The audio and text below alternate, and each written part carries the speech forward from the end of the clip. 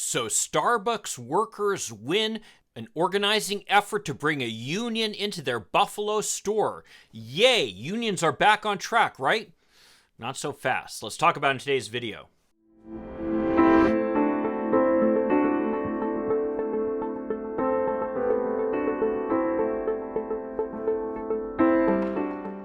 Hi, I'm Mike Reiner. I'm a lifelong Democratic activist who's concerned about the direction our country is taking. If you share my concerns, maybe you could like this video and subscribe to this channel, maybe even click that little bell that will notify you when I post something new. So Starbucks workers won an organizing effort to bring a union into their Buffalo store.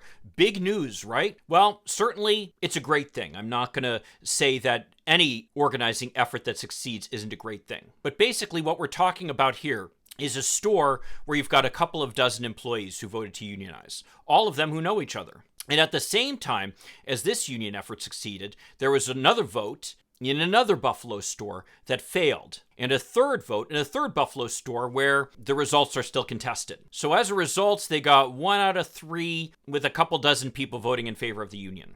Now, to be sure, Starbucks went all out to stop this effort. And in fact, back in the 1980s, they succeeded in decertifying the union that represented their employees in the Seattle area. So Starbucks is a well-known union buster. And in fact, what they did back in 2019, when there was another organizing effort, is they actually fired the people who were putting together the organizing effort, something that's blatantly illegal and which courts have ruled against Starbucks for. Unfortunately, this kind of anti-union organizing is pretty typical in American business these days. We saw it where Amazon was able to defeat an organizing effort in one of their warehouses. Now, that was a big disappointment because the vote was pretty lopsided against the union. But again, you had a situation occur where the business went all out against the union, doing everything it could to stop it, essentially using its power over the employees, which obviously is significant when people are relying upon this employer to pay their bills as a way to stop the organizing effort. Ironically, while courts have allowed employers to move forward with these types of aggressive actions against the unions, and at most have given employers a slap on the wrist when they misbehave, unions have been barred from doing just about anything. In fact, a recent ruling by the Supreme Court said that union organizers can't even go onto a farm to speak to the farm workers who are there, who they're trying to organize. When you see all the ways that unions have been blocked in communicating with employees, it makes you wonder, just what are unions supposed to do? And that's the point. Unions aren't supposed to be able to organize in the United States, and employers are given all the power to stop them. This is not by accident, by the way. Destroying unions has been a priority of the conservative movement since at least the late 1970s. Unions, of course, are a way to allow for there to be some equity in the workplace and really to bring democracy into the workplace.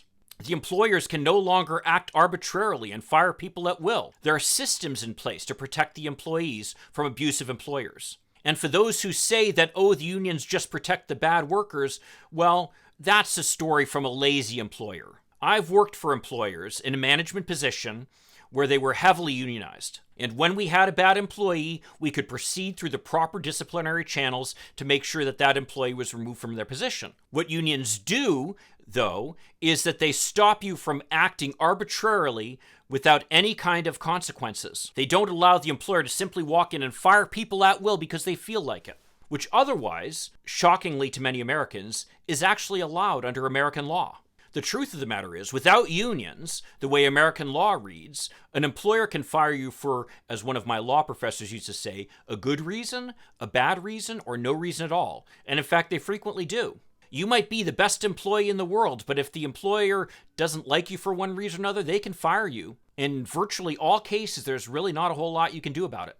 The only protection you would have would be having a union. What's more is research has shown pretty conclusively that in areas that are heavily unionized, Democrats actually do better. Not surprisingly, because that's one way that Democrats are able to organize. And unions can certainly provide a means to get out the word about what's good for working people, which generally speaking is voting for the Democrats over the Republicans. Now, if you think I'm exaggerating here, we have a situation going on right now here in Michigan, in Battle Creek, at the factories operated by the Kelloggs company, known for its cereal, of course, Well, a few years ago, the cereal company used the economic crisis as a basis to essentially get some major concessions from its labor unions, allowing it to pay a good chunk of its employees substantially less than market price in an effort to try to save the company. And as usual, the workers went along with that effort. The problem is, now that times are better, the bosses are getting huge pay raises, with the CEO getting a 56% pay raise up to more than $11 million a year, while most of the workers are still having to rely upon food stamps to pay their bills. How is that fair? I mean, if the workers are going to give up when the company's in trouble to try to protect it, they should also get some kind of benefit when the company's doing well, right? Well, not only has Kellogg said no to that, essentially lining the pockets of the millionaire CEOs and the shareholders, but now they're saying that because the workers are unwilling to allow this scheme to continue and have gone on strike as a result of that, essentially the union's going to fire all of them and hire new workers. They have a word for that. They call them permanent replacements.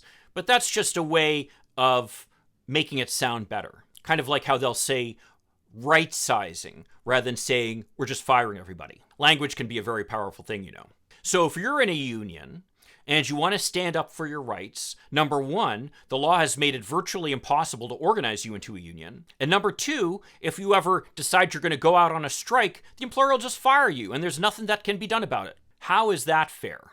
Well, as it turns out, there's been legislation pending in Congress to get rid of this, back since I worked in Congress, back in the late 1980s. That law is still pending. Right now it's called the PRO Act, and it would get rid of this ability of employers to simply fire employees for going out on strike, and it will provide certain protections for employees who are organizing. This legislation is essential given the landscape that unions face right now. I mean, as one of my graduate school professors used to say, we've basically made unions illegal in the United States, and that's true. We get all excited and celebrate the little victories that we'll have occasionally, like at the Starbucks shop in Buffalo, while at the same time, the employers are hacking away at unions in big chunks like at Kellogg's. Well, this legislation called the PRO Act has passed the House, and it's passing in the Senate, and unbelievably, a majority of the senators there support it. Problem, of course, is that Republicans are blocking it with a filibuster. We'll hear again, and at the end of this video, I'll post a link to another video where I talk about this. I'm calling on labor unions to aggressively push those Democrats, the few Democrats in the Senate who are unwilling to go along